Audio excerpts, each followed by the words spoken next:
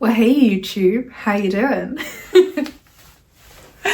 For those beady-eyed of you who may have been following me for a little while now, you will notice that I am somewhere different normal to my studio. I recorded the Japan series here, but I thought I'd let you know a little bit more as to what this place is and what it means for me. Hello, I am Charlotte. I am an artist in Wiltshire in the UK and I study the human body and emotion.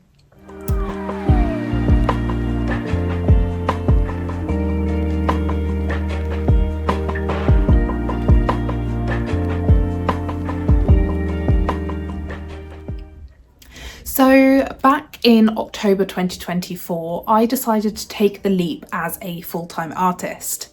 And about the same time, my husband and I, alongside a good friend of mine, decided to set up a pole dance studio. So, what? In my other life, so to speak, I am a pole dance instructor. I am fully qualified up to an advanced level and I absolutely love it. It's a part of my life that I don't think I can really live without now, and we wanted to, for quite a while, set up a studio that all will feel invited in. It's somewhere between dancey and strength, different to the ones around this area, and it's something that, you know, we wanted to create a bright and welcoming, friendly plant environment where people can grow, and we've achieved that. But my role there is creative lead. I am an instructor, yes, but behind the scenes I am known as the creative lead. So anything visual to do with the website, the newsletter, things that go out, printed, any of that kind of thing comes through me. I also deal with the event side of things, so talking to professionals, getting them booked in, as well as holding our own events. And it really brought back something for me that I had missed when I first started doing pole and joined our society committee. Why pole? Who knows? It's one of those things I started at university and I kind of haven't just stopped. It's been part of my life. It's got me through some tough times, especially the people that I've met along the way. And it's those connections that have really kept me strong in the community and kept me wanting to build this environment of our own. So that's a studio, but this is an office. So at the same time, we've been lucky enough to set up our own game development studio, which is this. Welcome to the home of Little Loaf Games. Anything visual, anything passes through me. So I have helped create game characters, backgrounds, our Instagram, website, Facebook, Twitter. I think that's it. But anything visual has come through me. It's a really exciting opportunity because it's allowed me, alongside our pole studio, to create in a new way and for my creativity to come out in a different way. I think a lot of people, and perhaps a lot of artists, think that, oh, I can only be creative in one way. I can only produce paintings or drawings, or oh, I can only crochet. That's the only creativity I have. What I found through this is that people, and over the past year certainly, people are creative in their own ways. So for example, you might be a creative baker. You might be altering the recipes, creating your new ones from sort of amalgamations of things that you've learned. But ultimately that's your creativity through baking. But you might also sit down and crochet, whereas that's more physical. There's something that you can keep, whereas baking, you might not think that because you're like, oh, but you know, I always add a splash more milk, or you know, I don't use scales. But that to me is being creative.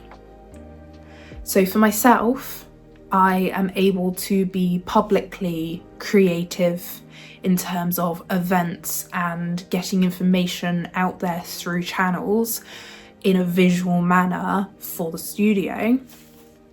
Whereas for Little Loaf Games, our gaming development studio, it is more the direct visual and how that plays into the games and the movement or the development that needs to continue through the game.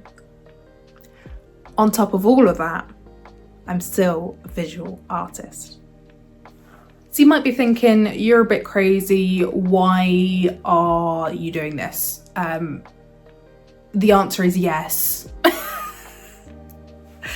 I was in a 9 to 5, well, my job was 8 till 5, and I had Wednesdays off, and I was in payroll. And lovely team, lovely company.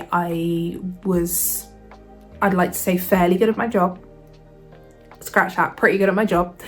But it just gave me no joy, and I felt quite stagnant as an individual. I just didn't feel myself going forward. And then I kind of said, screw it, I'm doing it for myself. I had some funds that I was lucky enough to have set by for something perhaps like this. And that's when I quit my job back in September. No, I quit it in August, left in October. There you go. It felt like so long ago. But it's only been really a handful of months. It's been an insane time.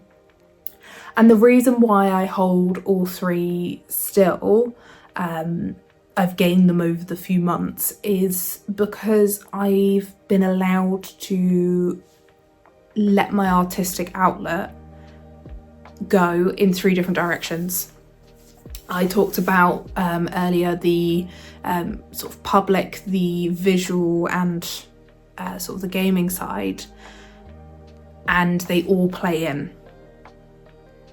So for myself, my artwork was becoming quite stagnant as well. So not only sort of was I struggling in my job, but my artwork had become stagnant. And now I have so many ideas, I'm feeding them through, and I am still getting through that little bit of block, so to speak, of I haven't created in a while, I need to create something, but I just don't necessarily have all of those cells going, yes.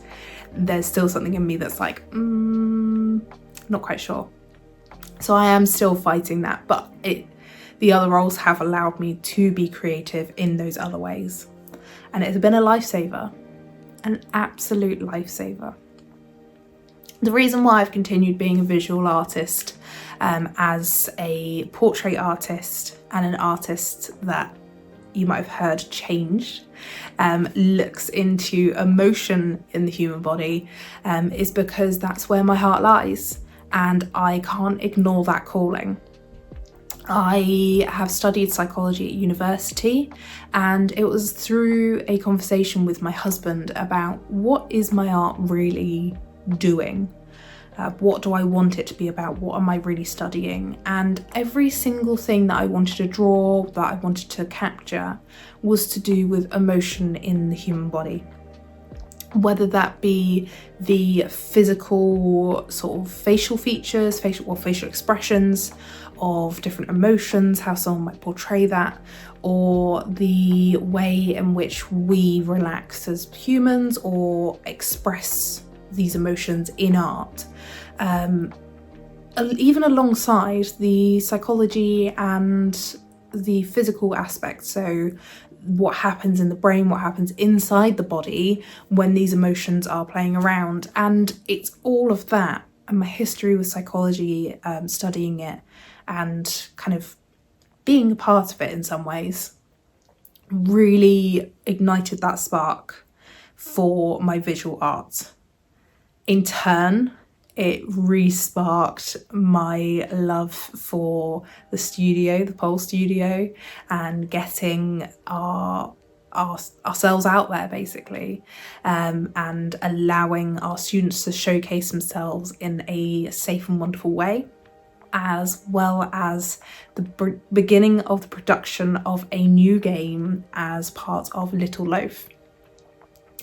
So hopefully, I'm hoping, fingers crossed, by the time this video comes out, our first game will be out, and if it is, I will pop it in the comments. Otherwise, I will keep it quiet. But it has been a hell of a journey to get here, and I thought a little video just to say what's going on with my creativity, to say that I haven't abandoned my artwork, don't worry. I'm just developing it in other ways, and that I am still here. Now that that's been shared, I should probably get back to work, as there's quite a lot to do for our new game. I've got a couple of exhibitions coming up as well, more information on those in my next few videos, where I will be doing some painting and drawing to prepare for those. And I need to prepare for my classes. So it's always busy in my little world. However, I wouldn't change a thing, because I love the creative challenges and the different days that I have now that I am working for not only small businesses, but also myself. I thank you for coming along with me on this little journey today, and if you've been following my YouTube for a little while, the journey that I have been having since moving into my bigger studio last year. And thank you for continuing to join me throughout these next steps and whatever life may hold as we continue. So with that, I'll leave you to it. Enjoy the rest of your day, and I will see you next time.